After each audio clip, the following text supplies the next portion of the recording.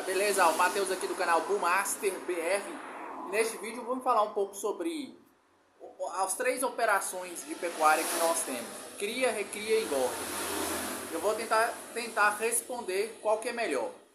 E eu cheguei a uma conclusão: não existe melhor ou pior, vai depender da especialização que você vai ter.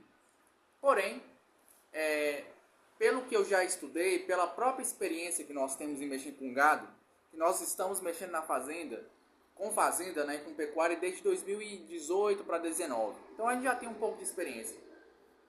Então eu fiz uma listazinha aqui, bem simplificada, falando da vantagem e desvantagem de cada uma, beleza? Então vou começar pela recria. Eu coloquei aqui. Uma das vantagens de recria é o giro rápido que você vai ter com o gado. Em qual sentido que eu falo giro rápido? Ele entra num pasto rápido e você, através de técnicas, você consegue acelerar o processo de engorda. No caso da recria, né? Por exemplo, você pegar o animal já pronto, desmamado, pronto eu falo assim no sentido já pronto para ir para o pasto. E pronto também no sentido que às vezes você já compra de um criador o animal já vacinado e pronto mesmo no sentido literal de ir para o pasto. Qual a vantagem disso aqui? É que se você pega um animal bom, de alta conversão, não adianta você pegar gabiru para fazer isso. Você pode fazer um semi-confinamento que você vai acelerar esse processo, beleza? Essa é a vantagem. A desvantagem é que, querendo ou não, você tem que fazer uma mobilização financeira maior para ficar comprando esses animais, porque você vai ficar girando, diferentemente da cria, beleza? Eu vou falar da cria depois. Na engorda, eu coloquei aqui qual a vantagem. A vantagem da engorda é que você vai ter um volume financeiro maior na venda, porque você vai vender animais mais pesados e mais caros. Essa é a grande vantagem. A desvantagem eu também coloquei uma grande mobilização financeira, porque você pode pegar o bezerro, criar e engordar, mas existem pessoas também que já pegam um boi já só para finalizar, um boi de 10, 11, 12 arrobas para cima só para fazer a finalização. Então você pega animais mais caros. Essa é a desvantagem, mas a vantagem é que também você vai no final lá fazer um volume financeiro bem maior com esse animal. Em relação à cria, eu coloquei aqui qual é a vantagem?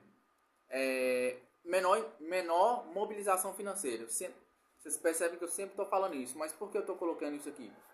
Porque quem mexe com cria não vai ficar trocando vaca todo ano, né? A não ser aquelas vacas que você precisa descartar, mas de uma maneira geral, não. Você vai ter um gado ali mais estável em relação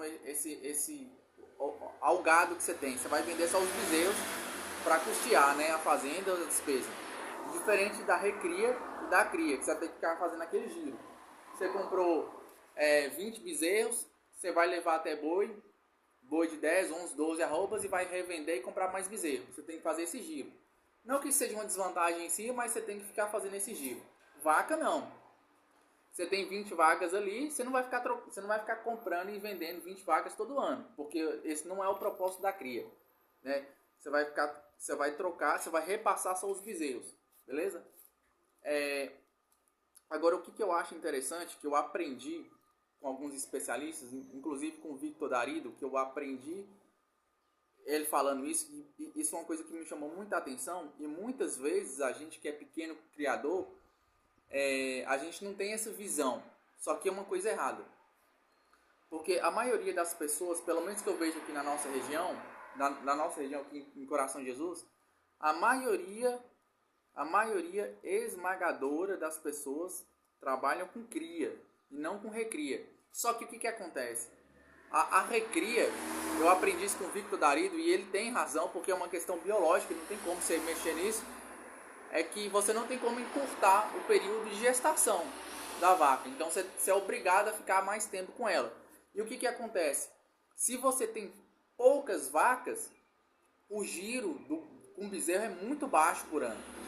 Até mesmo porque o que você tem que levar em consideração?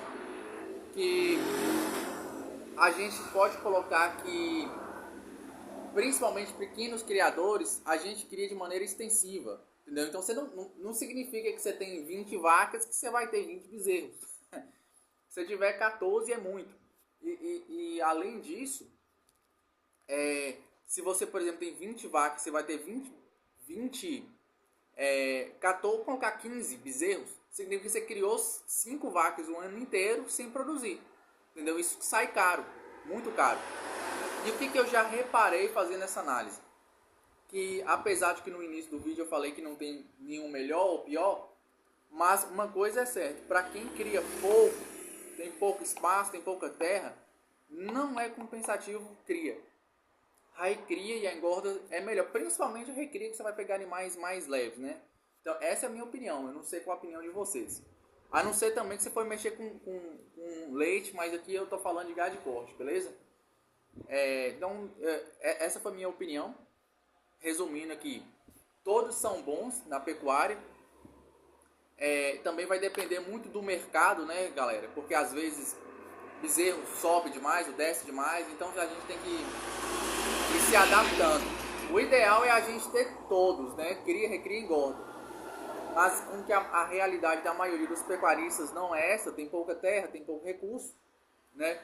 Então fica mais complicado, beleza? De uma maneira geral, eu penso o seguinte: fazenda pequena, terreno pequeno, não é interessante mexer com cria, beleza? A não ser que você insira muita tecnologia, né? Rotação de pasto, capineira, irrigação, para você poder ter um volume de vacas maiores para quem gosta de cria, beleza? De uma maneira geral, é isso aí.